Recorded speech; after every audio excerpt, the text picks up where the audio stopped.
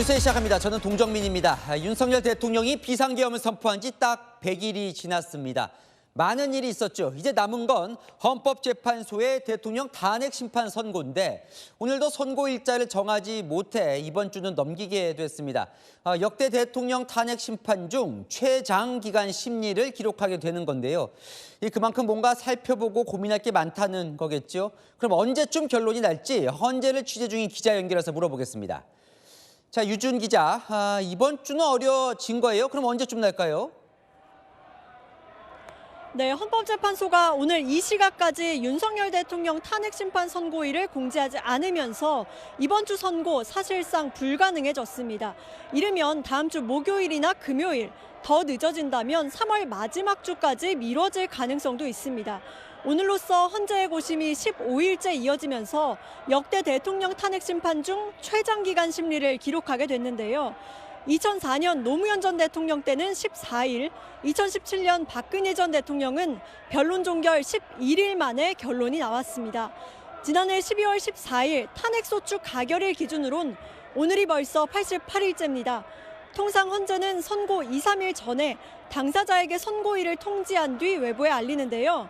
아직까지 국회나 윤 대통령 양측 모두 전달받지 못한 상태입니다. 이렇게 탄핵 심판 선고만 남겨놓은 상황에서 윤 대통령이 직접 출석할지도 이목이 집중되는데요. 윤 대통령 측은 선고일이 정해지면 출석 여부를 논의하겠다는 입장입니다. 만약 탄핵 심판 선고가 계속 늦춰질 경우 내란 혐의로 기소된 윤 대통령 형사재판도 대응해야 하는 상황인데요. 오는 24일 서울중앙지법에서 두 번째 공판 준비기일이 예정돼 있기 때문입니다. 준비기일이라 출석 의무는 없지만 지난달 첫 기일에는 대통령이 직접 출석했습니다. 지금까지 헌법재판소에서 전해드렸습니다. 자, 대통령 선고 전에 이제 내일이죠. 감사원장과 검사 3명에 대한 탄핵 심판 결론이 납니다. 인용이 되면 파면, 기각이 될 경우 이들은 즉시 직무에 복귀하게 되는데요. 복귀하면 무엇이 달라지는지 이세아 기자가 보도합니다. 헌법재판소가 내일 오전 10시 최재해 감사원장과 이창수 서울중앙지검장 등 검사 3명에 대한 탄핵 심판을 선고합니다. 90일 넘게 이어진 직무정지 상태가 풀릴 수 있을지 판가름이 나는 겁니다. 윤석열 정부 들어 탄핵 심판에서 파면 결정이 나온 사례는 없습니다. 만약 내일 탄핵이 기각된다면 당사자들은 헌재 결정 즉시 직무에 복귀합니다. 최 원장이 복귀하면 감사원은 국가통계 조작 의혹 등 정치적으로 민감한 사안 감사에 속도를 낼 수 있을 것으로 보입니다. 국회의 탄핵 소추 사유는 사실과 다르거나 일방적이고 왜곡된 주장을 담고 있어 제 자신이 수긍하기 어렵습니다. 이지검장한텐 윤석열 대통령 재판이 가장 큰 현안입니다. 최근 윤 대통령 구속 취소 결정으로 검찰 내부에 혼선이 생겨 이 문제를 정리하는 일이 시급한 상황입니다. 내란 혐의 수사는 별도 특별수사본부가 맡고 있지만 파견검사 상당수가 서울중앙지검 소속입니다. 고위공직자 범죄수사처의 이른바 영장 쇼핑 의혹 관련 국회에 허위 답변을 했다는 혐의 수사도 현안 중 하나입니다. 이 밖에 오세훈 서울시장 연루 의혹이 불거진 명태균 씨 사건도 이지검장이 복귀하면 수사에 속도를 낼 것이란 전망이 나옵니다.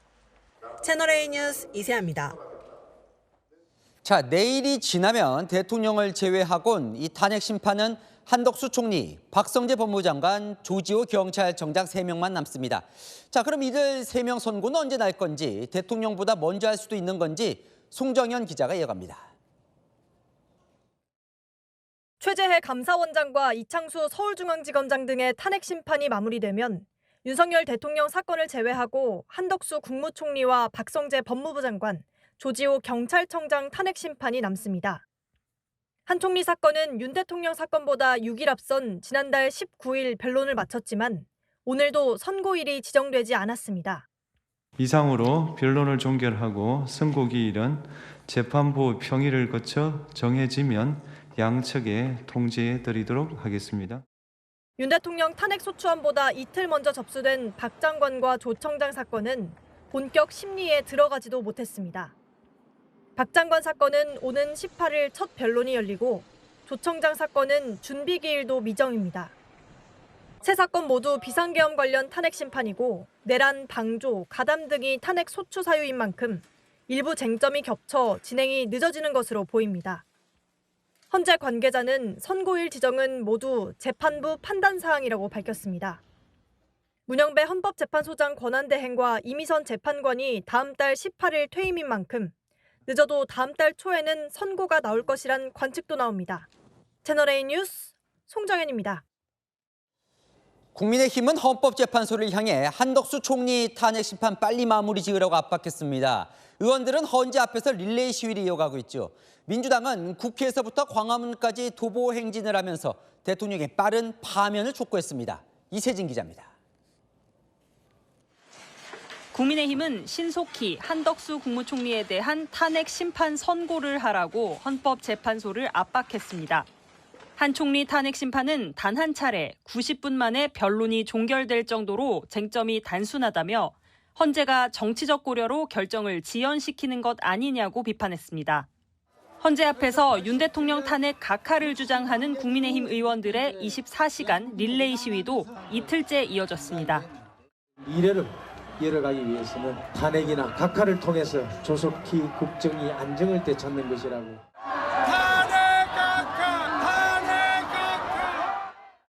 릴레이 시위 참여자는 하루 만에 여당 의원 절반이 넘는 60여 명으로 늘었습니다. 더불어민주당은 윤 대통령 파면을 촉구하기 위해 국회에서 광화문까지 도보 행진을 시작했습니다. 권력을 독재의 칼로 휘두르는 자가 단 한순간이라도 대통령의 자리에 머물러서는 안 됩니다. 내란 속에 윤석열을 즉각 파면하라! 민주당은 모레까지 도보 행진을 이어가며 파면 여론을 최대치로 끌어올린다는 계획입니다. 채널A 뉴스 이세진입니다. 아는 기자 법조팀 김지은 기자 나와 있습니다. 한덕수 총리가 대통령 탄핵 심판의 진짜 마지막 변수입니까? 국민의힘은 빨리 한 총리 선고하라고 압박을 하고 있어요. 뭘 기대하는 거예요? 네. 여당의 기대 세 가지로 정리할 수 있습니다. 먼저 여당은 한덕수 총리의 탄핵이 기각될 거라고 관측하고 있거든요. 이렇게 된다면 민주당을 향해서 무리한 탄핵이었다 이렇게 역공할 근거가 생긴다고 여기는 거고요. 또 한 총리 탄핵 소추 사유 중에 지난해 12월 비상계엄을 내란으로 볼지가 쟁점이잖아요. 만약 기각이 된다면 대통령 탄핵 사건에 대한 여론도 유리하게 형성될 거라고 보는 겁니다. 근데 뭐 한 총리가 복귀하면 뭐 달라지는 게 좀 있는 겁니까? 네, 여당 관계자에게 물어봤습니다. 물어보니까요. 이 마은혁 후보자 헌법재판관 합류라는 이 돌발 변수도 차단할 수 있다고 설명을 하더라고요. 한 총리가 복귀를 해서 대통령 권한대행이 되면요. 헌법재판관 임명권은 최상목 대행이 아니라 한 총리 몫이 되는데 한 총리는 마 후보자 임명 안 할 거란 거죠. 근데 이제 내일 검사 탄핵 사건 이제 선고를 하게 되는데 사실 변론은 한 총리가 먼저 끝났단 말이에요. 그러다 보니까 이거 뭐 헌재 선고 일정이 뒤죽박죽이다 이런 말도 나와요. 네, 맞습니다. 한덕수 총리 탄핵 심판 변론은요. 지난달 19일에 끝났습니다. 검사 3명 탄핵 심판은 그로부터 닷새 뒤인 24일에 종결됐거든요. 그런데 헌재는 검사 탄핵 심판 결론부터 먼저 내겠다고 하는 겁니다. 지난해 12월 접수된 조지호 경찰청장 탄핵 심판은 아직 시작도 안 하고 있거든요. 여권에서는 한덕수 총리 사건이 먼저 끝났으니 선고도 더 빨리 해야 하는 게 아니냐, 헌재 기준이 도대체 뭐냐 이런 비판의 목소리가 나오고 있는 겁니다. 그럼 이게 자연스럽게 궁금해지는데 선고 순서를 정하는 헌재 뭐 기준이 있습니까? 내부 사정을 잘 아는 전직 헌법연구관한테 물어봤습니다. 선입, 선출, 그러니까 먼저 접수된 사건을 먼저 선고한다는 게 기본 원칙은 맞다고 하더라고요. 다만 재판관 평의에서요. 선고를 했을 때 미치는 사회적인 파장, 그리고 다른 관련 사건에 미치는 영향을 고려해서 이 순서가 달라질 수 있다고 합니다. 이 비상계엄 선포가 내란이냐 이 부분은요. 한 총리 사건뿐만 아니라 윤 대통령과 조지호 경찰청장 사건에서도 핵심 쟁점 중 하나입니다. 한덕수 총리 이 선고는 이거 일정을 안 잡는 겁니까? 못 잡는 겁니까? 헌재는요, 이 법리적인 문제뿐만 아니고요. 한 총리 사건을 먼저 선고를 했을 때 이 정치적인 부담이 빚어지는 상황까지 고려를 하고 있는 걸로 보입니다. 문제는 선고일 지정과 관련해선 어떤 연유로 순서를 정하는지 따로 설명하지 않는다는 건데요. 국민 관심이 집중되는 사건이잖아요. 그런데도 설명이 없다 보니까 논란이 빚어지고 있는 겁니다. 이렇다 보니 여당에서는 한 총리 사건은 변론 단 한 차례로 끝냈으면서 왜 선고가 늦어지냐라고 하면서요. 정치적인 고려로 결정을 지연하는 게 아니냐 이런 비판을 하고 있는 거죠. 그런데 이건 무슨 얘기예요? 이제 뭐 탄핵이 이제 꽤 많이 쌓여 있었는데 내일 선고가 탄핵 정국의 변곡점이 될 수 있다. 무슨 말이에요? 네, 그동안 국회가 헌재 접수했던 탄핵 심판 사건들을 보면요. 윤석열 정부 출범 이후 모두 13건이었거든요. 이 중 4건이 먼저 기각 결정이 났고요. 내일 4건의 결정이 추가로 나오는 겁니다. 감사원장과 서울중앙지검장 모두 탄핵 소추된 이후에 98일 동안 업무를 보지 못했거든요. 이창수 서울중앙지검장은 탄핵 심판 최종 변론에서 직무가 정지돼서 주요 사건 수사와 재판을 제대로 못 챙기고 있다 이렇게 토로했거든요. 만약 내일까지도 탄핵 인용 결정이 한 건도 나오지 않는다면 야당의 탄핵 남발 문제가 불거질 수 있는 거죠. 탄핵 정국 막바지에 이런 게 새로운 변곡점이 될 수 있다는 관측도 나오는 겁니다. 네, 잘 들었습니다. 아는 기자 김지은 기자였습니다. 민주당은 최상목 대통령 권한대행을 향해 마은혁 헌법재판관 후보자 임명 압박하고 있죠. 오늘은 우원식 국회의장까지 나섰습니다. 하지만 이 최 대행에 대한 탄핵안 발의, 당장 내일 발의도 검토했지만 일단은 보류했습니다. 이준성 기자입니다. 우원식 국회의장은 긴급 기자회견을 열고 최상목 대통령 권한대행을 향해 마은혁 헌법재판관 후보자를 즉각 임명하라고 촉구했습니다. 즉시 임명하지 않을 것이라면 위헌 상황과 국회의 권한 침해 상태를 지속시키는 이유가 무엇인지 국민께 공개적으로 답변하기 바랍니다. 최상목 대행을 향한 더불어민주당의 압박은 오늘도 이어졌습니다. 헌법재판소의 만장일치 결정을 무시한 채 마은혁 재판관 임명을 거부하고 불법적 폭력적 집회 시위와 공권력에 도전하는 행위를 부추기고 있는 주범이 바로 최상목 부총리입니다. 민주당은 최 대행 탄핵 카드를 두고 막판 고심에 빠졌습니다. 원내 강경파는 탄핵안 발의를 위한 준비를 마친 것으로 전해집니다.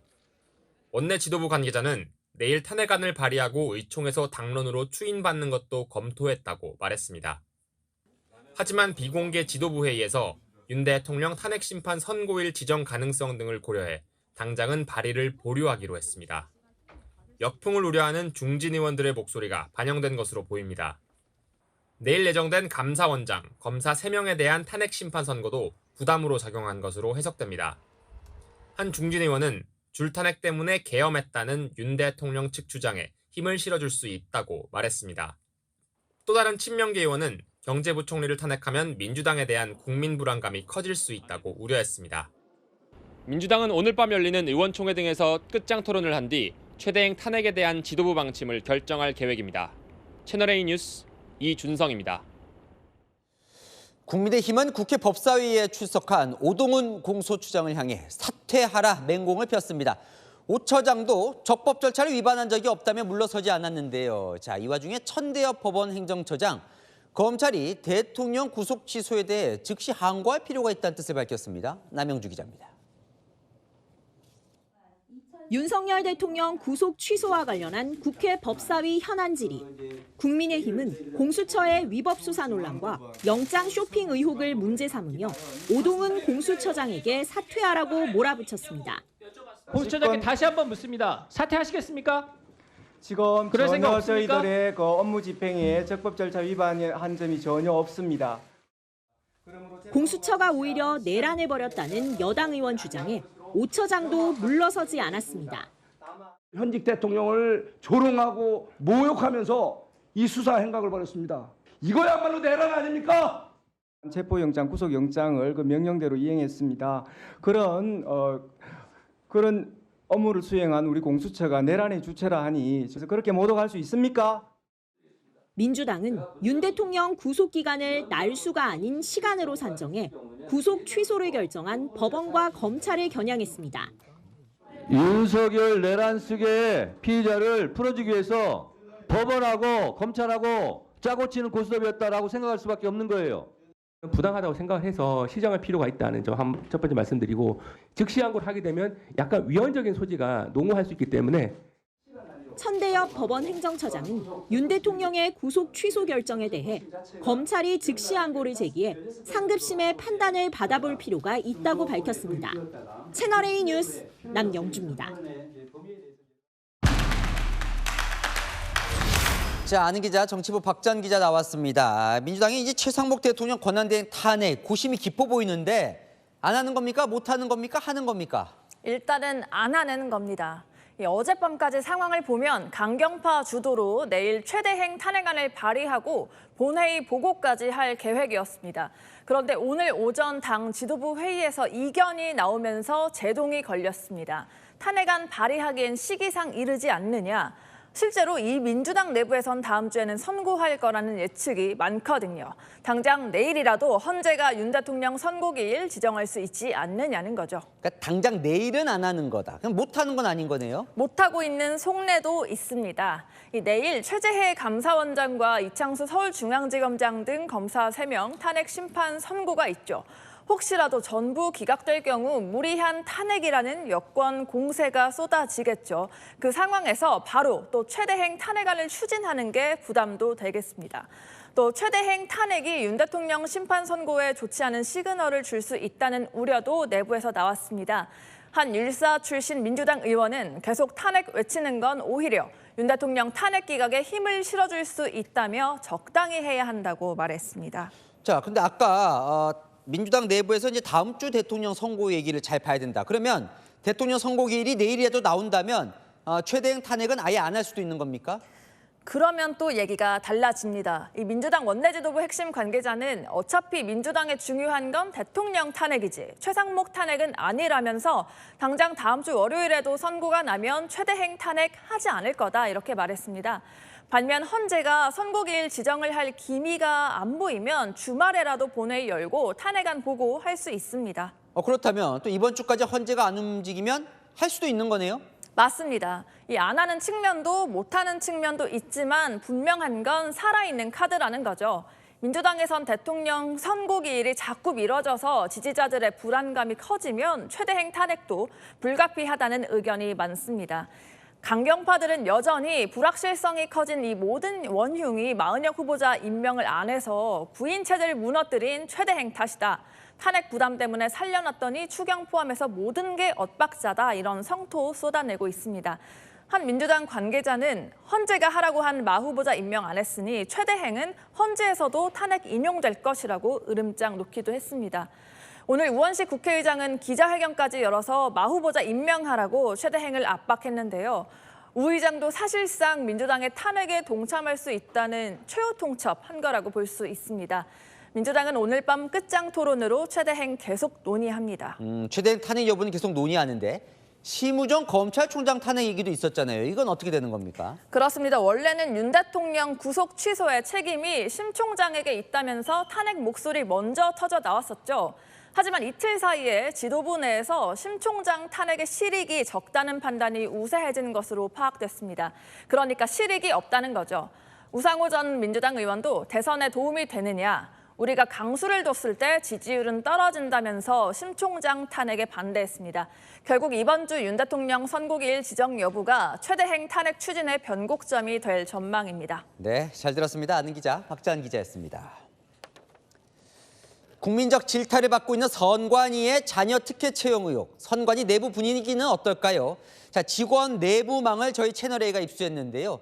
가족과 친구 보기 부끄럽다는 등의 성토 글들이 쏟아졌습니다. 지금도 밀어주기가 공공연하다는 폭로성 글도 올라왔습니다. 손인혜 기자의 단독 보도입니다. 직원들만 들어갈 수 있는 선관위 내부망에 올라온 글입니다. 토악질 나온다. 가족과 친구 앞에서 부끄러움은 선량한 직원의 몫이냐. 정당하게 들어온 경력 채용자들까지 피해받는 것 같아 안타깝다. 고위직 자녀 특혜 채용으로 국민적 질타가 쏟아지자 내부망엔 부끄럽다는 직원들 성토가 쏟아졌습니다. 성토 댓글은 수십 개에 달했습니다.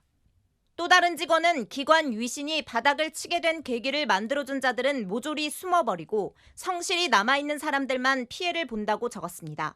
일선에서 묵묵히 근무하는 직원들 사기만 저 아래 바닥에 있다는 글도 있었습니다. 자정작용에 대한 불신도 드러냈습니다. 아직도 자기 사람 밀어주기가 공공연히 발생하는데 자정이 가능하겠나라며 5급 이상 무소불위 조직 아니냐고 했습니다. 선관위 다닌다는 얘기를 차마 꺼내질 못하고 있습니다. 수사를 했었다 하면은 과거에 좀 미리 했었으면 어땠을까 하는 좀 아쉬움이 남습니다. 국회 법사위에 출석한 김용빈 선관위 사무총장은 적법 절차를 통해 어떻게든 책임지도록 하겠다고 했습니다. 채널A 뉴스 손희대입니다. 자, 이 논란의 자녀들은 모두 지방 공무원으로 일하다가 선관위로 옮겨온 경우인데요. 선관위는 논란이 커지자 다시 예전 지방 공무원으로 돌아갈 수 있는지를 인사혁신처에 문의했었습니다. 인사처 사실상 복직 불가 해석을 내렸습니다. 여당에서는 선관위가 왜 이들의 취업까지 알아봐 주느냐며 맹공을 퍼부었습니다. 백승현 기자의 단독 보도로 이어갑니다. 김세환 전 선관위 사무총장의 아들은 강화군청에 있다가 경력 경쟁 채용을 거쳐 선관위로 들어왔습니다. 선관위는 김 전 총장 아들을 비롯해 특혜 채용 비판이 거세지자 이들이 강화군청을 포함해 이전 지방공무원으로 돌아갈 수 있는지 인사혁신처에 문의했습니다. 인사혁신처는 사실상 불가하다는 의견을 냈습니다. 장동혁 국민의힘 의원 질의에 선관위로 넘어오기 위해서는 그전 지방공무원직을 사직하고 신규 채용 시험에 응시하는 방법밖에 없다고 답했습니다. 이미 사직한 이상 돌아갈 순 없다는 취지입니다. 장 의원은 선관위가 신박한 꼼수를 부리고 있다고 맹비난했습니다. 범죄 행위를 저지른 분들을 다시 지방직 공무원으로 돌려보낸다고 하는 게 국민들이 납득할 수 있겠습니까? 지방 공무원을 다니다가 아버지가 다니는 선관위에다가 더 근무 환경이 좋고 월급이 좋고 급수가 높으니까 여기다 경력직 지원을 한 거예요. 임용 채용의 취소 조항을 지금 검토 중이고요. 이들에게도 규책 사유가 있어야만 하는 것입니다. 그 자녀는 전에 몰랐다. 제가 말씀을 드리지 않습니까? 이번 인사처 답변으로 김세환 전 사무총장 아들을 비롯해 경력 채용된 11명의 지방공무직 전환은 불투명해질 전망입니다. 채널A 뉴스 백승현입니다. 네, 지금부터는 포천 전투기 오폭 사고와 관련해 저희가 단독 취재한 내용 전해드립니다. 군은 이번 사고가 조종사의 좌표 입력 실수 때문이었다고 발표했는데요. 실제로 폭탄이 떨어진 지점은 잘못 입력한 좌표에서도 2km나 떨어진 곳이었습니다. 어떻게 된 일인지 이솔 기자가 단독 취재했습니다. 지난 6일 경기 포천에서 발생한 KF-16 전투기 오폭 사고. 공군은 조종사가 표적 좌표의 위도 7자리 중 4번째 숫자를 5가 아닌 0으로 잘못 입력한 것이 사고 원인이라고 밝혔습니다. 통렬히 반성하고 뼈를 깎는 각오로 잘못된 관행을 바로잡아 다시는 이런 사고가 없도록 하겠습니다. 그런데 채널A 취재 결과 실제 폭탄은 이 잘못된 좌표에 떨어지지 않은 것으로 확인됐습니다. 잘못 입력한 좌표대로라면 원래 목표인 승진훈련장에서 약 9km 정도 정남쪽에 떨어져야 하는데 실제 폭탄은 해당 좌표에서 남서쪽으로 약 2km 차이 나는 곳에 투하됐습니다. 조종사가 표적의 고도 정보를 수정하는 바람에 잘못 입력된 좌표와도 다른 제3의 장소에 폭탄이 떨어진 겁니다. 실제 잘못 입력한 좌표 지점을 살펴봤더니 인근 육군부대 간부들과 그 가족들이 거주하는 5층짜리 군인 아파트 4개 동이 있는 곳입니다. 100명 넘는 인원이 모여 사는 곳으로 만약 이곳에 폭탄이 떨어졌더라면 대형 인명피해가 발생했을 가능성도 배제할 수 없는 겁니다. 하지만 공군은 이틀 전 중간조사 결과 발표에서 이런 사실을 밝히지 않았습니다. 이에 대해 공군은 채널A에 오폭 원인과 상관이 없는 내용이어서 조사 결과 발표에 포함시키지 않았다고 해명했습니다. 채널A 뉴스 이솔입니다. 네, 잘못 입력된 좌표대로도 떨어지지 않았던 폭탄. 조종사가 고도값이 이상에 직접 수정했기 때문이라고 하는데요. 이때도 좌표 수정 기회가 있었지만 놓친 걸로 보입니다. 이어서 김용성 기자의 단독 보도입니다. 조종사가 잘못 입력한 좌표 지점과 실제 폭탄 투하 지점이 2km나 차이가 난 건 조종사가 좌표 입력 과정에서 고도값을 수동으로 바꿨기 때문인 것으로 확인됐습니다.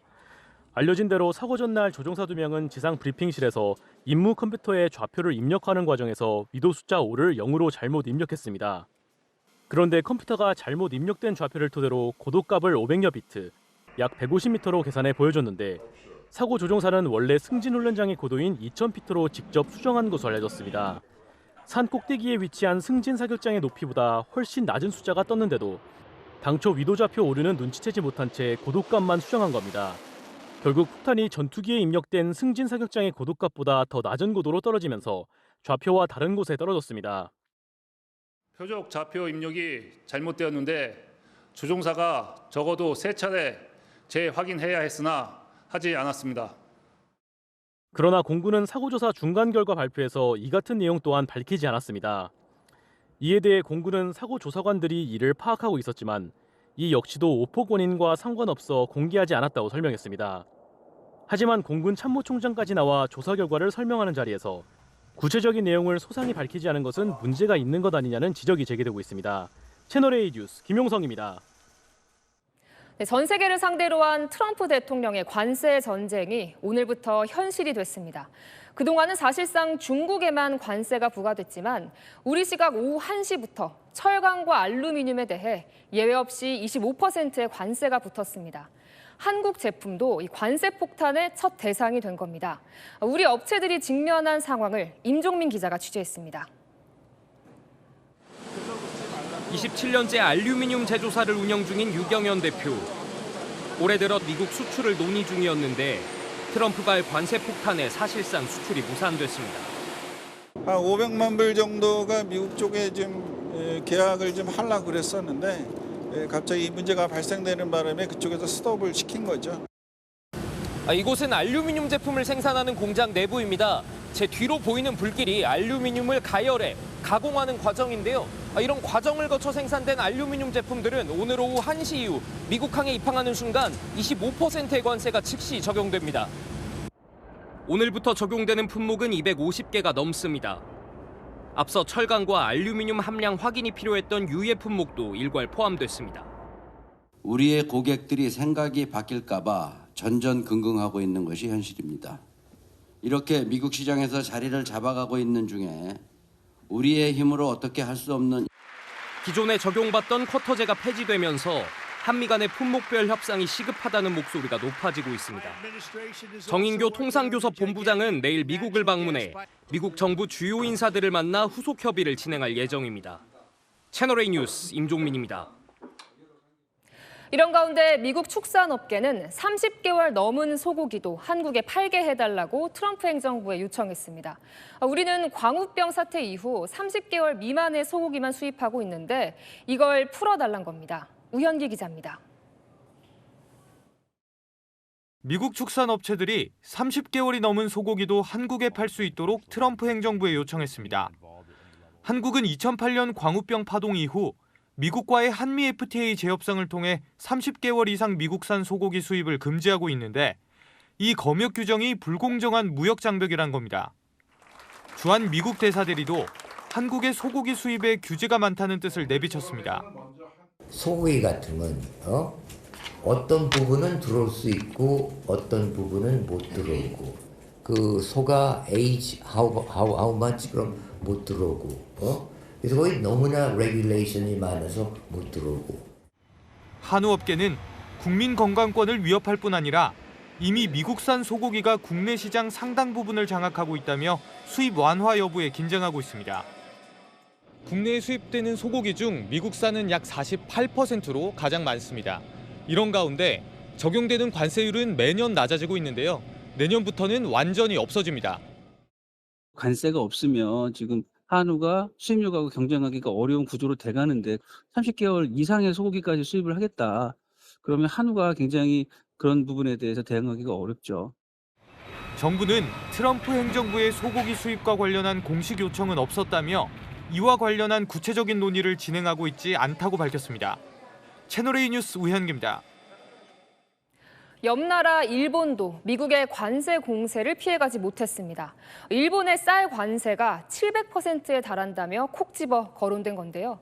총리가 아부 외교까지 하면서 공을 들였지만 트럼프식 경제 논리에선 통하지 않고 있습니다. 도쿄에서 송찬욱 특파원입니다. 오늘 미국이 발효한 철강 알루미늄 25% 관세 부과 대상엔 일본도 포함돼 있습니다. 일본은 관세 대상에서 빠지기 위해 미국의 담당 장관까지 급파했지만 결과는 실패였습니다. 除外してほしい旨はお伝えをしたところです。ただそれについてじゃあ明日から日本を除外するという話ではなってません。 지난달 미일 정상회담에서 이시바 시게루 일본 총리는 아부 외교라 불릴 정도로 도널드 트럼프 미국 대통령의 환심을 사는데 공을 들였습니다. 하지만 효과를 보지 못했다는 평가가 나옵니다. 오히려 미국 백악관은 일본을 콕 집어 쌀 관세율이 높다고 비판했습니다. Look at Japan tariffing rice 700%. 현재 일본은 미국, 태국, 호주 등에서 연간 77만 톤까지는 무관세로 수입하지만 그 이상은 1kg당 약 3,300원의 관세를 부과하고 있습니다. 2000년대 초 국제 가격 대비 관세가 778%인 걸 2013년 280%로 수정한 바 있는데 미국은 수정 전 관세율을 언급한 걸로 보입니다. 米側と意思疎通を図ってまいりたいと考えております。 니혼 게이자이 신문은 일본이 다음 주 미국과 관세 관련 실무 협의에 나설 것이라고 보도했습니다. 철강 알루미늄보다 일본 경제에 타격이 더 클 것으로 보이는 자동차 관세에 대해선 어떻게든 피해보겠다는 걸로 해석됩니다. 도쿄에서 채널A 뉴스 송찬욱입니다. 트럼프 대통령이 문매를 맡고 있는 머스크를 위해 테슬라 자동차의 홍보대사를 자처했습니다. 직접 빨간색 테슬라 차를 구입해 백악관에 들인 겁니다. 문예빈 기자입니다.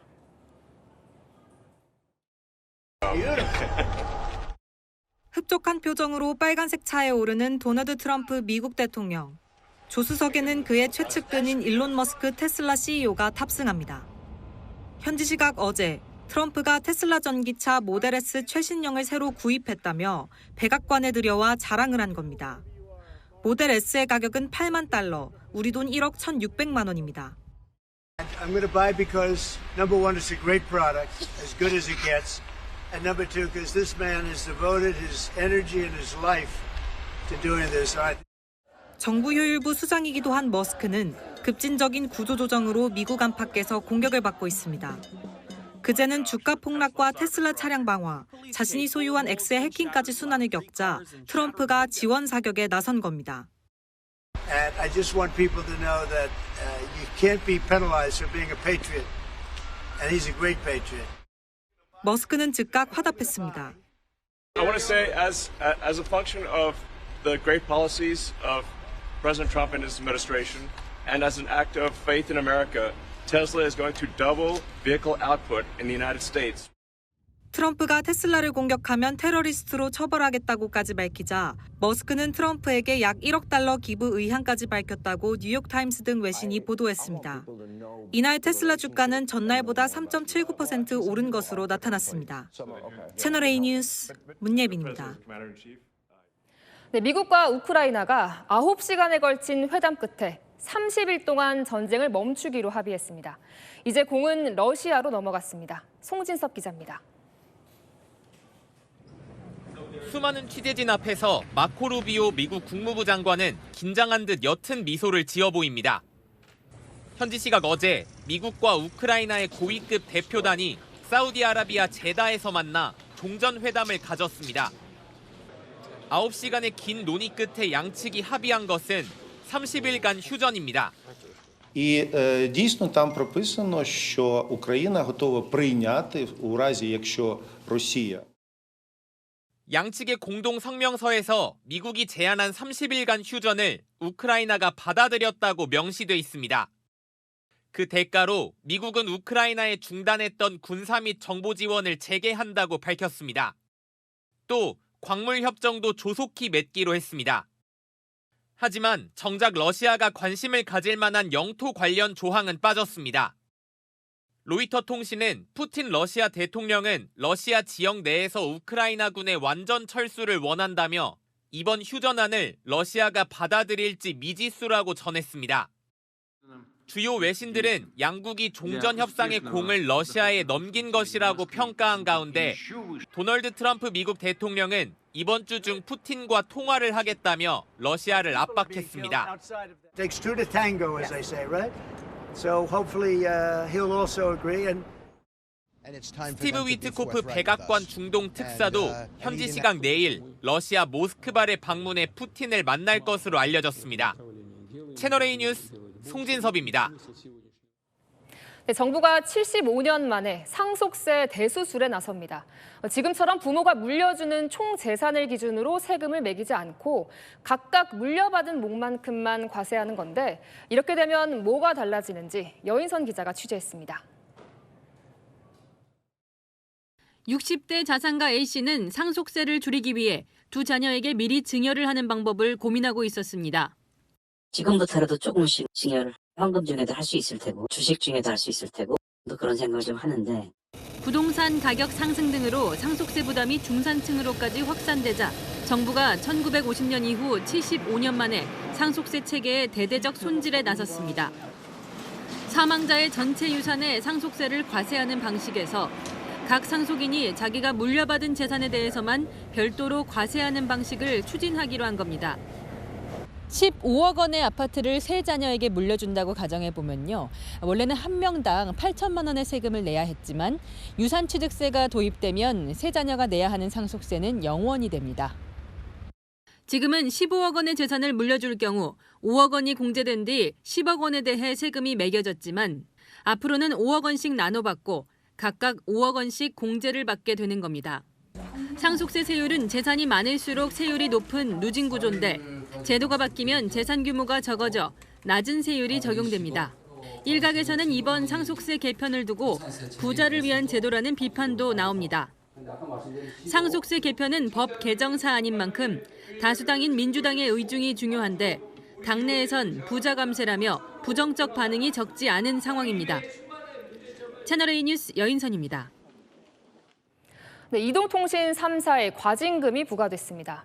3사가 서로 가입자가 몰리는 걸 막고 7년 동안 시장을 나눠 먹기 했는데도 과징금은 1,140억 원이었습니다. 안건우 기자입니다. 공정거래위원회가 SK텔레콤과 KT, LG유플러스에 담합 혐의로 1,140억 원의 과징금을 부과했습니다. 통신 3사가 2015년부터 2022년까지 7년간 시장 상황반이라는 별도 조직을 통해 신규 가입자에게 지급하는 판매 장려금을 협의하며 번호이동 가입자 수를 조절해왔다는 혐의입니다. 가입자가 늘어난 통신사는 판매 장려금을 낮춰 가입자 유입을 줄이고 반대로 줄어든 통신사는 판매 장려금을 올려 가입자 수를 맞췄다는 겁니다. 그 결과 2014년 하루 평균 2만 8천 건대였던 번호이동은 담합 이후 계속 감소했습니다. 당초 업계에선 최대 5조 5천억 원 수준의 과징금 부과가 예상됐지만 통신 3사가 방송통신위원회 행정지도를 따른 것을 감안해 과징금 규모가 낮아진 것으로 보입니다. 방통위에서 개진한 의견들은 위원회 합의 과정에서 충실히 반영되어 지금 이 결정이 내려진 것으로 그렇게 설명드리겠습니다.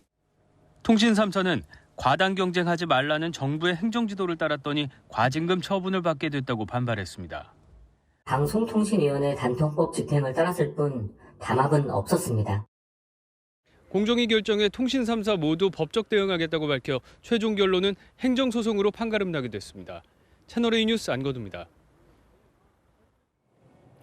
65세 이상 10명 중 1명이 치매 환자라고 합니다. 조기 검진이 확산되면서 앞으로는 환자 증가세도 빨라질 걸로 보이는데요. 강태현 기자가 실태를 알아봤습니다. 보건소 직원이 90대 어르신을 부축해 차에서 내리는 걸 돕습니다. 서울 구로구에서 운영하는 치매 검진 이동 서비스로 거동이 불편한 어르신도 쉽게 검진받을 수 있습니다. 갑자기 이제 했던 말을 막 계속 수없이 반복을 하신다거나 또 날짜 요일을 잘 모르신다거나 이런 증상이 또 많이 심해지셨어요. 15분 정도 선별 검사를 진행하는데 단어 기억하기 같은 간단한 질문을 통해 기억력과 언어 능력 등을 평가합니다. 기억나는 거 있으실까요? 기억이 안 나네. 의심 소견이 나오면 추가 정밀 검사와 의사 면담을 통해 치매 여부를 판단합니다. 이 정도면은 사실 임상적으로는 치매 수준으로 떨어져 있는 것이 맞으시기는 하세요. 치매 환자는 계속 증가해 올해만 97만 명, 65세 이상 인구 10명 중 1명은 치매 진단을 받은 셈입니다. 보건복지부 역학조사 결과 내년엔 100만 명을 넘어설 전망입니다. 과거에는 치매가 걸려야 검사를 한다는 인식이 강했는데 최근 들어서는 예방 차원에서 검사를 하는 게 필요하다라고 인식을 하시고 찾아오시는 분들도 많아지고 있습니다. 조기 검진이 활발해지면서 치매 전 단계인 경도 인지장애 환자도 293만 명으로 빠르게 늘어나고 있습니다. 채널A 뉴스 강태현입니다. 네, 인구가 점점 줄면서 일부 지역에선 아예 마을이 사라지는 거 아닌지 위기감이 큰데요. 울릉도를 빼면 전국에서 인구가 가장 적은 경북 영양군은 미얀마 난민을 유치하겠다고 선언했습니다. 배유미 기자입니다. 점심시간이지만 거리를 지나는 사람을 찾기 힘듭니다. 전통시장도 문을 닫은 것처럼 조용합니다. 이리 지나가면 걸리는 게 사람이거든요. 서민 울릉군을 제외하고 전국에서 가장 인구가 적은 경북 영양군입니다. 2006년 인구 2만 명 선이 무너진 이후 지난달엔 15,200여 명까지 줄었습니다.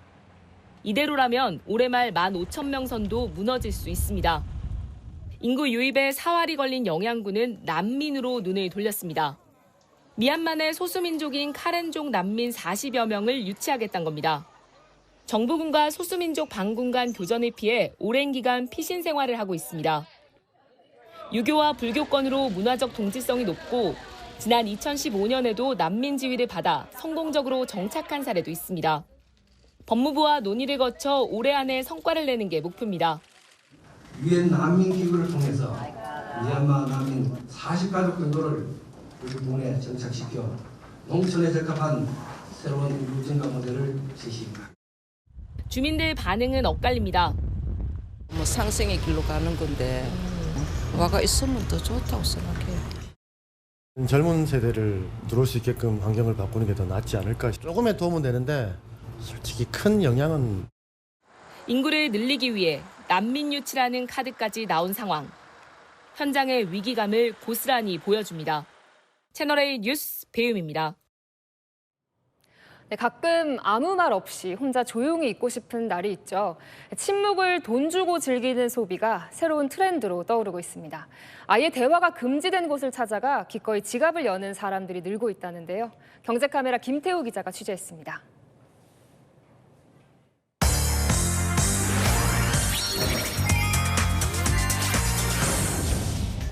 서울의 한 백화점 의류 매장에 손님들이 붐빕니다.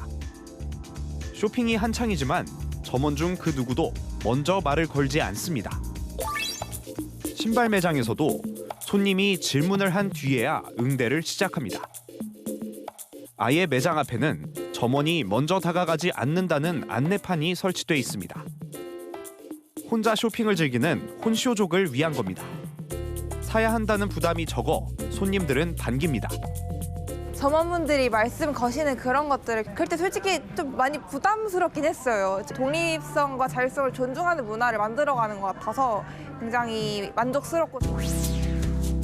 통상 대화를 위해 가던 카페의 형태도 바뀌었습니다. 통화는 물론 대화도 금지되고 커피 기기 소리마저 없어 독서나 사색을 하는 사람들이 끊이지 않습니다. 옆에 분들이 너무 시끄럽거나 하면은 좀 집중이 잘 안 돼서 이곳에서 집중할 수 있는 게 되게 좋은 것 같고. 평범한 술집같이 보이지만 대화가 금지돼 있는 곳입니다. 가게 안에선 주문을 포함해 말소리를 내서는 안 됩니다. 메뉴 주문도 메신저로만 가능합니다. 일하면서 얘기도 많이 하고 그럴 때가 많이 있는데 이게 좀 지치잖아요. 그래서 좀 침묵이 필요하고 음악이 듣고 싶을 때 오고 있습니다. 여행과 레저 업계에도 나홀로 여행 트렌드가 유행입니다. 그러다 보니 가족형 캠핑밴보다 경차를 개조한 1인용 캠핑카가 늘었습니다. 솔캠이라고 그래서 사람하고 얘기하는 것보다는 이제 자연하고 소통하고 하늘도 보고. 침묵 소비가 늘어나는 데는 MZ세대를 중심으로 개인주의가 확산됐고 타인과의 접촉을 최소화하는 1인 가구가 늘어난 것이 영향을 미쳤다는 분석입니다. 여기에 코로나19를 겪으며 혼자만의 시간이 익숙하고 편하다고 느껴지게 된 것도 한몫을 했습니다. 이제 MZ세대의 특징이 관계 속에서 뭐 대화를 나누고 이런 것보다는 혼자서 힐링하고 에너지를 재충전하는 거를 더 좋아한다. 고요함에서 여유를 찾는 침묵 소비가 점점 일상화되고 있습니다. 경제카메라 김태우입니다. 네, 경찰이 윤 대통령 탄핵 심판 선고 당일 헌법재판소 인근 기업들에게 재택근무를 요청하는 방안을 검토하고 있습니다. 집회 인파가 몰리며 혹시 모를 사고를 예방하기 위해서입니다. 강보인 기자의 단독 보도입니다.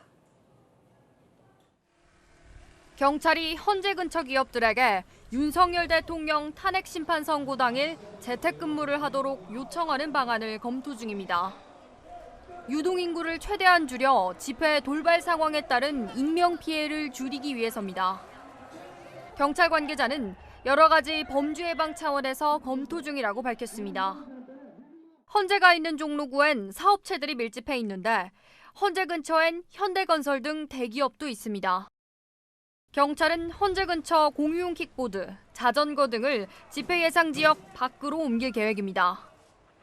종로구청은 헌재 반경 1km 노점상들에게 선고 당일 휴업을 요청했고 상인들에겐 입간판을 치워달라고 요청했습니다. 인파사고 가능성, 위험용 도구로 악용될 우려 등을 차단하기 위해서입니다. 보도상의 적치물들이 사람들이 흥분하고 지나다니다 보면 못 볼 수도 있고 그래서 배너나 간판 같은 것들을 정비를 좀 요청을 상인분들에게 요청을 드렸고 경찰은 선고 당일까지 기동 순찰대 230여 명을 배치해 순찰하기로 했습니다. 국토부는 내일 0시부터 3월 말까지 헌재 주변 상공을 비행 금지 구역으로 지정했습니다. 채널A 뉴스 강보인입니다.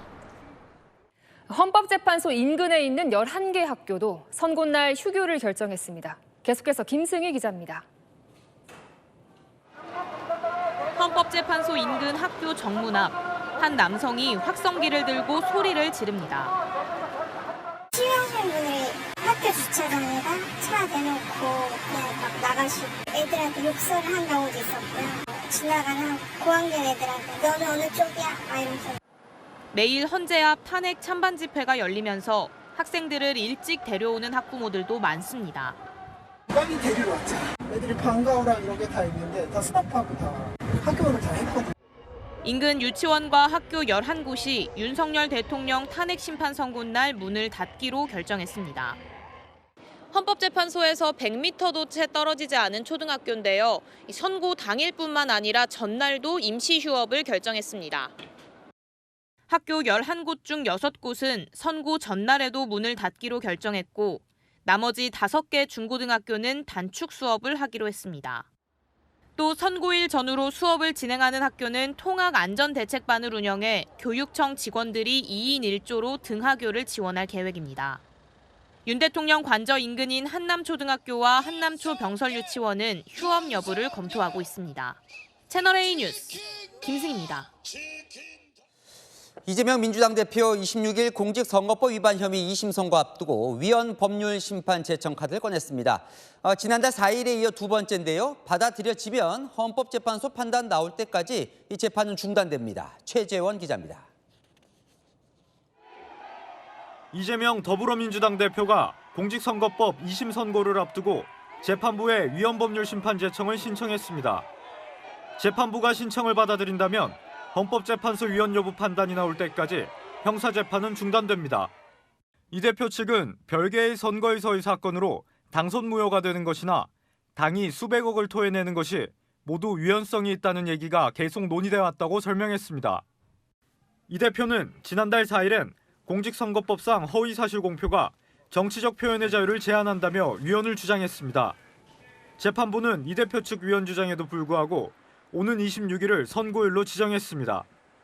재판을 중단하지 않고 선고일을 잡았기 때문에 위헌 법률 심판 제청을 기각할 거라는 관측이 나오는 상황에서 이 대표 측이 한 차례 더 위헌 카드를 꺼낸 겁니다. 이 대표는 지난해 11월 1심에서 징역 1년에 집행유예 2년을 선고받았습니다. 판결이 확정된다면 이 대표는 의원직을 잃고 차기 대선 출마도 불가능해집니다. 이 대표는 지난 대선에서 김문기 전 성남도시개발공사 개발 1처장을 몰랐다고 허위 발언한 혐의와 백현동 용도 변경이 국토부 협박 때문이라고 거짓 증언한 혐의로 기소돼 재판을 받고 있습니다. 채널A 뉴스 최재원입니다. 이재명 민주당 대표와 비명계 주요 인사들이 한자리에 모였습니다. 이렇게 다 모인 건 처음인데요. 대통령 석방을 계기로 단일 대우에 나서며 내부 갈등은 일단 봉합 국면입니다. 이서영 기자입니다. 이재명 더불어민주당 대표와 비명계 주요 인사들이 광화문 인근에 설치된 천막 농성장에 모였습니다. 내란 속에 윤석열을 즉각 파면하라! 시국 간담회는 이 대표 제안으로 성사됐습니다. 그래서 대통령이 다시 직무에 복귀한다. 어떤 일이 벌어지겠습니까? 대통령은 아무 이유도 없이 국민을 계몽시키기 위해서 그냥 필요할 때 아무 때나 군을 동원해서 계엄령을 선포해도 된다는 얘기 아닙니까? 비명계는 한 목소리로 탄핵 인용을 외쳤습니다. 대통령이 파면되느냐 아니면 대한민국이 파멸하느냐 갈림길에 서 있는 것 같습니다. 윤석열 대통령이 탄핵돼야 된다. 거기에 대해서 저희들은 한 번도 의심을 해본 적이 없습니다. 개헌, 완전 국민 경선 등 이 대표에 대한 압박 카드는 언급되지 않았습니다. 대신 하나 된 민주당을 강조했습니다. 오늘 이 자리는 민주당부터 하나가 되는 날입니다. 모두가 한 마음 한 뜻으로 마음을 모아가겠습니다. 김동연 경기지사는 오후 늦게 천막 농성장을 따로 방문했습니다. 한 비명계 인사는 이 자리로 통합의 물꼬가 터진다고는 생각 안 한다고 말했습니다. 친명계 의원도 이 대표 공직선거법 2심 결과에 따라 비명계 공격이 다시 시작될 것이라고 전망했습니다. 채널A 뉴스 이서영입니다. 성혜랑 기자와 열왕야랑 시작합니다. 첫 번째 주제 보겠습니다. 전한길 강사 조기 대선은 아닐 것 같은데요. 탄핵 인용을 전제로 하니까요. 맞습니다. 국회에 오늘 등판한 전한길 강사. 지금 필요한 건 조기 대선이 아니라 이 조기 총선이라고 주장했습니다. 국회의원들 앞에서 국회의원 싹 다 다시 뽑아야 한다고 한 거죠.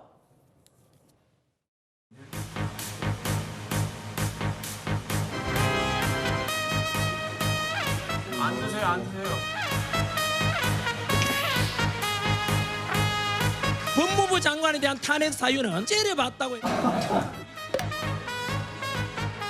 선거제도를 바꿔가야 되지 않겠습니까, 여러분? 반대하는 사람도 반국가적인 사람이라고 생각합니다. 사실로 드러난다면 22대 총선은 무효가 됩니다. 조기 총선을 해야 된다 이 뜻입니다.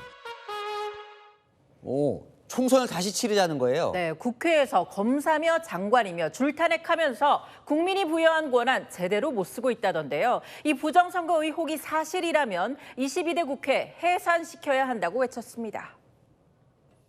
관외 투표하신 분들 선관위에 제대로 갔는지 연락받은 적 있습니까? 전한길이 아니라 전두길, 전삼길, 전사길을 투표했다고도 알 수가 있습니까? 그걸? 부정선거에 관한 것은 사실이라면 국회 해산의 사유도 된다고 생각합니다.